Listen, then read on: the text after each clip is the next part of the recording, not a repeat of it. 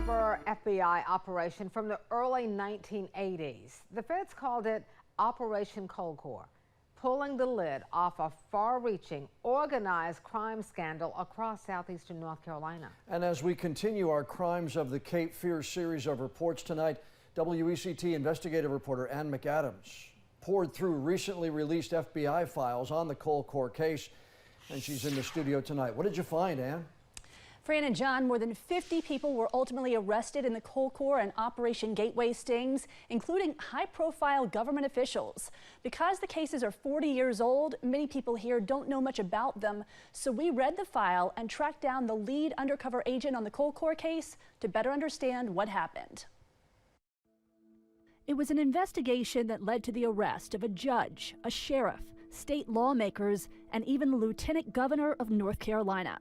FBI agent Bob Durdak, who's now retired, spent a year and a half of his life undercover on the Colcor case, gathering evidence to make dozens of arrests. From the minute we got there until the end, we knew there was some serious,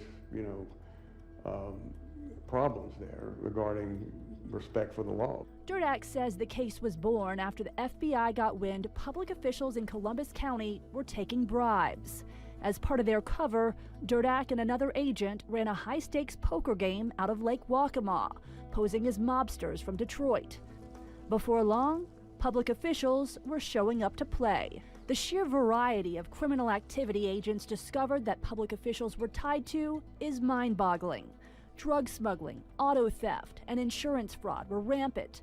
Law enforcement officers also offered their protection for a price. The chief one day came up and he and I talked, and he said he would haul cocaine in his police car for me from where we picked it up to where it needed to go. State Representative Ronald Taylor tried to hire the undercover agents to burn down warehouses which belonged to a fellow state lawmaker and business competitor. We told him we were going to do it for him, and for so much money, and we were going to have some guys come into Detroit and case it and all that.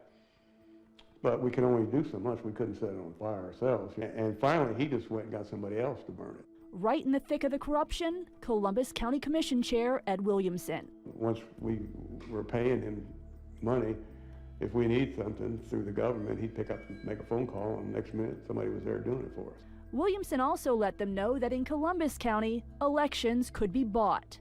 When Durdak and his partner said they wanted to open a nightclub but would need legislation passed to sell liquor there, Williamson introduced them to State Senator R.C. Soules.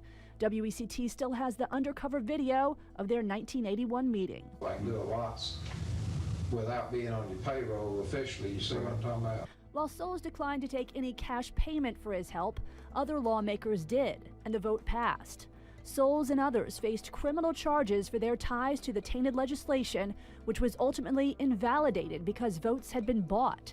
In the end, 3 of the 4 charges against Soules were dismissed by a judge, and he was acquitted by a jury on the remaining charge of aiding Williamson in obtaining payoffs. He had a lot of money, and he had good attorneys. I mean, when it comes to a trial and putting a politician on the stand, a lot of times the same charisma that they have that got him elected will help sway the jury in their behalf. Lieutenant Governor James C. Green also acquitted on state charges for taking bribes. But the evidence against Representative Ron Taylor was damning enough that he pled guilty.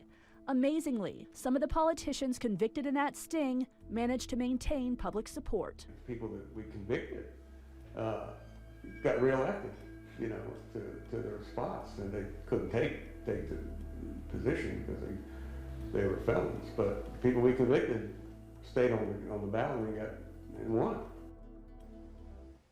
When asked if people in and around Columbus County showed appreciation for the work they did rooting out corruption there, Durdak said for the most part, no. But he does remember being thanked by members of law enforcement who were on the right side of the law. Durdak believes they were able to make a difference, at least in the short run, holding people accountable for their corruption. John? All right, and did he talk to you about why he thought the corruption was so rampant in the county? John, he said it was greed. He said in a rural area like Columbus County, where opportunities for financial success are more limited, taking bribes and payoffs was an easy way for people to make some money. All right, Ann McAdams, fascinating stuff, Ann, thanks.